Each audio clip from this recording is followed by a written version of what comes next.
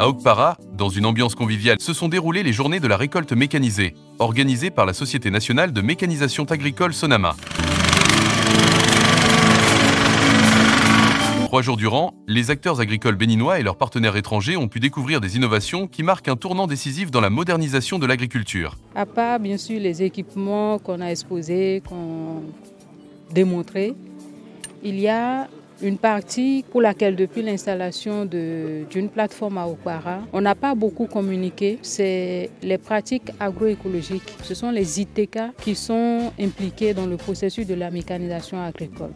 Donc aujourd'hui, après 3 années d'exploitation de ce terrain, nous avons décidé, avec toutes les données, et nous sommes aujourd'hui plus confortables à parler sur ce que nous avons eu comme expérience, à dire à un producteur aujourd'hui, si tu veux partir sur de la mécanisation agricole basée sur des principes agroécologiques, voilà ce que tu dois faire depuis l'installation jusqu'à la récolte.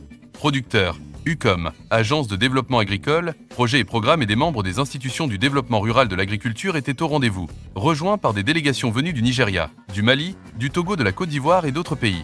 À travers des ateliers variés, la Sonama a dévoilé tout le potentiel de ses équipements et l'ingéniosité de ses jeunes talents. Parmi les temps forts, on retient les démonstrations de récolte mécanisée, la présentation des itinéraires techniques des cultures clés comme le coton, le maïs et le soja, et un atelier sur la production de fourrage pour soutenir les éleveurs. Un autre atelier, dédié à l'agriculture de conservation, a mis en lumière des pratiques durables pour préserver les sols tout en boostant les rendements.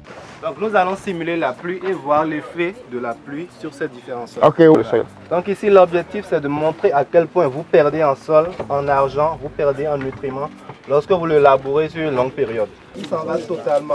Oh la veille vous avez mis votre urée, vous avez mis votre NPK, ça s'en va. Ce rendez-vous, qui s'est tenu du 26 au 28 novembre 2024, a offert aux participants l'occasion d'échanger, d'apprendre et de s'outiller pour une agriculture plus performante et durable. Ils ont amené la machine pour pouvoir nous aider. Donc c'est très gentil. Les gens, les semoirs, ce qui peut nous aider pour que la production va plus rapide. Parce qu'on ne trouve plus de manos pour pouvoir continuer le travail. Mais cette année, vraiment, c'est encore ajouter beaucoup de choses. Par exemple, la manière qu'on utilisait des sols, tout cela, ils nous ont montré comment il faut faire maintenant. C'est là même qu'il y a des problèmes. Avec comment on est en train d'utiliser avant, on est en train de gâter le sol. Donc maintenant, présentement, la manière qu'ils sont en train de nous dire là, vraiment, nous sommes très contents. J'ai vu beaucoup de choses concernant la mécanisation, les machines en semi comme ça. Je n'ai jamais vu ça au Mali. Donc les machines à récolter, je n'ai pas beaucoup vécu ça au Mali. J'aimerais quand même amener beaucoup de choses aussi que j'ai vu aussi au Mali. Quand on rentre, on va appeler le DG, votre directeur général, pour bien discuter avec lui. Si tout va bien, c'est une convention entre nous deux. Pour amener ça au Mali. Avec de telles initiatives, la Sonama confirme son rôle moteur dans la transformation du secteur agricole béninois.